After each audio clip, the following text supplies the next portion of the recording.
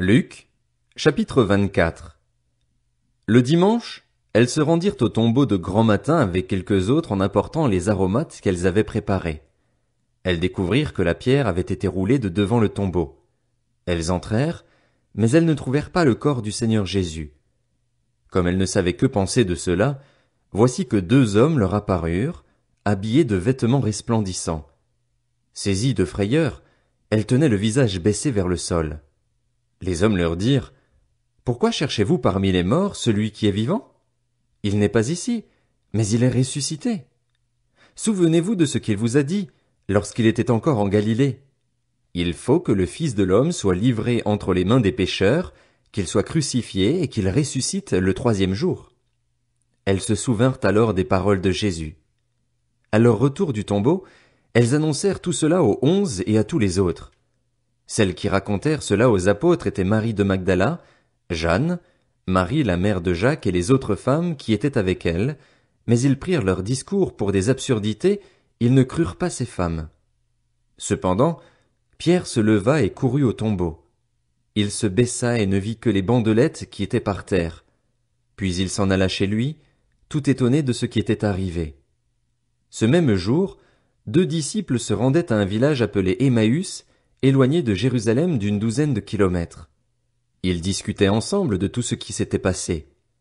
Pendant qu'ils parlaient et discutaient, Jésus lui-même s'approcha et fit route avec eux, mais leurs yeux étaient empêchés de le reconnaître.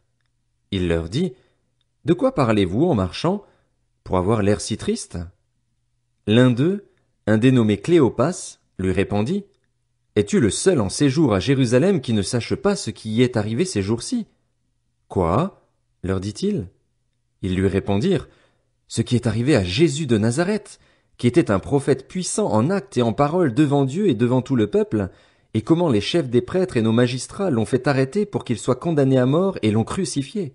Nous espérions que ce serait lui qui délivrerait Israël, mais avec tout cela, voici déjà le 3e jour que ces événements se sont produits. Il est vrai que quelques femmes de notre groupe nous ont beaucoup étonnés. Elles se sont rendues de grand matin au tombeau et n'ont pas trouvé son corps. Elles sont venues dire que des anges leur sont apparus et ont annoncé qu'il est vivant. Quelques-uns des nôtres sont allés au tombeau et ils ont trouvé les choses comme les femmes l'avaient dit, mais lui, ils ne l'ont pas vu. » Alors Jésus leur dit: « Hommes sans intelligence, dont le cœur est lent à croire tout ce qu'ont dit les prophètes, ne fallait-il pas que le Messie souffre ces choses et qu'il entre dans sa gloire? » Puis, en commençant par les écrits de Moïse et continuant par ceux de tous les prophètes, il leur expliqua dans toutes les Écritures ce qui le concernait. Lorsqu'ils furent près du village où ils allaient, il parut vouloir aller plus loin, mais ils le retinrent avec insistance en disant: « Reste avec nous, car le soir approche, le jour est déjà sur son déclin. » Alors il entra pour rester avec eux. Pendant qu'il était à table avec eux, il prit le pain et, après avoir prononcé la prière de bénédiction, il le rompit et le leur donna. Alors leurs yeux s'ouvrirent et ils le reconnurent, mais il disparut de devant eux.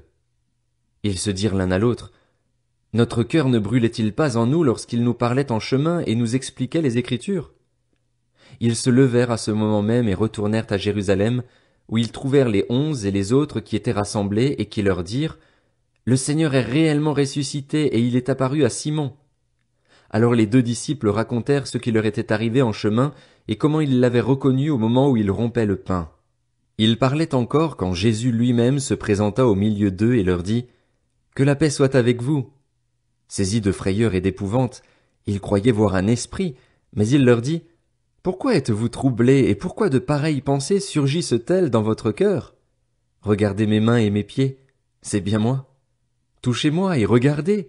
Un esprit n'a ni chair ni eau comme, vous le voyez bien, j'en ai. » En disant cela, il leur montra ses mains et ses pieds.